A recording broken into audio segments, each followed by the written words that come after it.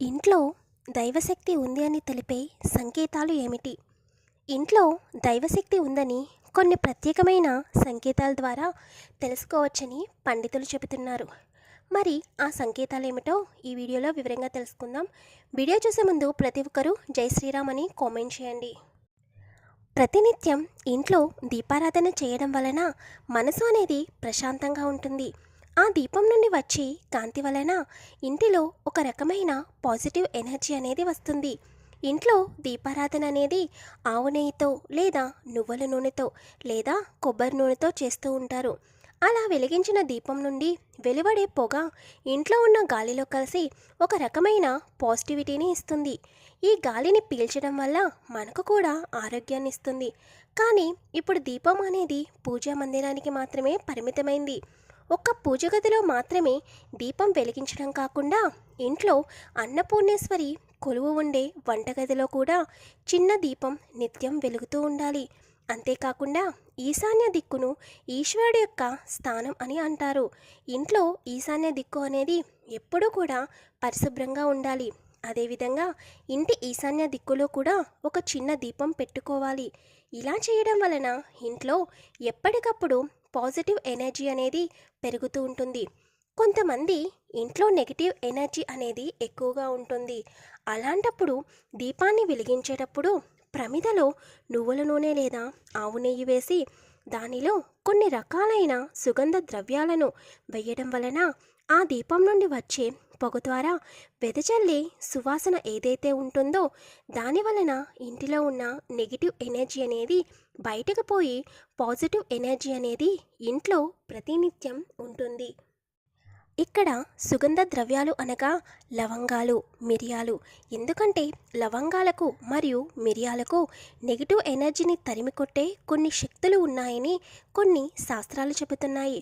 తద్వారా positive energy ఎక్కడైతే ఉంటుందో ఆ ఇంట్లోకి దైవశక్తి అనేది పెరుగుతూ ఉంటుంది. ప్రతి ఒక్కరూ కూడా ఇంట్లో దైవశక్తిని పెంచడానికి ఎప్పుడూ కూడా పూజలు, వ్రతాలు, నోములు ఇలా ఎన్నో ప్రయత్నాలు చేస్తూ ఉంటారు. దానికి కారణం దైవశక్తి అనేది ఎప్పుడైతే ఇంట్లో ఎక్కువగా ఉంటుందో ఆ ఇంటిలో ఎటువంటి సమస్యలు మరియు కష్టాలు అనేవి దరిచేరకుండా ఇల్లంతా సుఖంగా ఉంటుందని. పూర్వకాలంలో ఇంట్లో సంధ్యాదీపాన్ని వెలిగించి రాత్రి నిద్రించే సమయం వరకు కూడా ఆ సంధ్యాదీపం వెలుగుతూ ఉండేది. ఇలా సంధ్యాదీపాన్ని వెలిగించడం వలన దాని నుండి వెలువడే కాంతి ద్వారా ఇంటిలోకి దైవశక్తి అనేది చేరుతుంది. కనుక ప్రతి ఒక్కరూ సంధ్యా సమయంలో సంధ్యాదీపాన్ని వెలిగించాలి. ఇలా ప్రతినిత్యం సాయంత్రం సమయంలో సంధ్యాదీపాన్ని వెలిగించడం వలన ఆ ఇంటిలోకి లక్ష్మీదేవి ప్రవేశించి ఆ ఇంటిలో స్థిర నివాసం ఉంటుందని పురాణాలు కూడా చెబుతున్నాయి. అలాగే ఏ ఇంటిలో అయితే ఎప్పుడు గొడవలు జరుగుతూ ఉంటాయో ఆ ఇంటిలో దైవశక్తి అనేది అస్సలు ఉండదు. అలాగే ఇంట్లో నెగిటివ్ ఎనర్జీ ఎక్కువగా ఉందని అనిపించినప్పుడు నీటిని తీసుకుని అందులో కొద్దిగా పసుపు మరియు రాళ్ల ఉప్పును వేసి ఇంటిని చక్కగా తుడుచుకోవాలి. అలాగే అప్పుడప్పుడు ఇంట్లో పసుపు నీళ్ళు అలాగే గోపంచకంలో కొద్దిగా పసుపును వేసి ఇంట్లో ప్రతి మూల ఇల్లంతా చల్లుకోవాలి. తర్వాత దీపారాధన చేసి ఇంట్లో సాంబ్రాణి ధూపం వేయాలి. ఇలా చేయడం వలన ఇంట్లో ఎటువంటి నెగిటివ్ ఎనర్జీ ఉన్నా కూడా అది పోయి పాజిటివ్ ఎనర్జీ చేరుతుంది. అంతేకాకుండా దైవశక్తి కూడా ఇంట్లోకి ఆకర్షించబడుతుంది. తద్వారా లక్ష్మీదేవి ఇంటిలో స్థిర నివాసం ఏర్పరచుకుంటుంది. ఇంట్లో ఉత్తర దిక్కు అయిన కుబేర స్థానం బలపడుతుంది. తద్వారా ఇంట్లో ఆర్థిక అభివృద్ధి పెరుగుతుంది. ఇక చాలామందికి సందేహం ఏమిటంటే ఇంట్లో దైవశక్తి ఉందా లేదా దుష్టశక్తి ఉందా అనే విషయానికి వస్తే మన మనసు ఎప్పుడూ కూడా ప్రశాంతంగా ఉండి దైవభక్తి దైవారాధన వైపు ఆకర్షిస్తూ ఉంటే కనుక ఇంట్లో దైవశక్తి ఉన్నట్టే భావించాలి. అలా కాకుండా ఎప్పుడు దేవుడి మీద ధ్యాస లేనట్టు లేదా దేవుడికి పూజ చేయాలి అనుకునే ప్రతిసారి ఏదో ఒక సమస్య వచ్చి ఇంట్లో దీపారాధన చేయకుండా అడ్డుపడుతూ ఉంటే కనుక ఆ ఇంటిలో దైవశక్తి లేదని అర్థం చేసుకోవాలి. అంటే మీ ఇంట్లో నకారాత్మక శక్తులు ఉన్నాయని అర్థం. ఇలా కనుక మీకు అనిపిస్తే మీ ఇంటిలో దైవశక్తి వచ్చేలా తప్పకుండా నియమాలను పాటించాలి.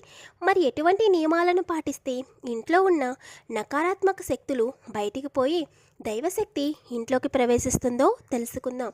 ఇప్పటికే కొన్ని నియమాలను పైన చెప్పడం జరిగింది.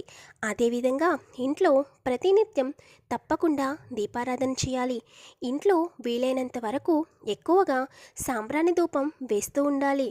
ఏ ఇంట్లో అయితే సువాసనలు వెదజల్లుతూ ఉంటుందో ఆ ఇంటిలోకి దైవశక్తి ఆకర్షించబడుతుంది అని తప్పకుండా గుర్తుంచుకోవాలి. ఒక్కసారి లక్ష్మీదేవి అనుగ్రహం కనుక కలిగి ఆ వ్యక్తి యొక్క జీవితంలో ఆర్థిక సమస్యలన్నీ తొలగిపోతాయని పండితులు చెబుతున్నారు. కనుక ఇంట్లో దీపారాధన చేస్తూ ఉండాలి.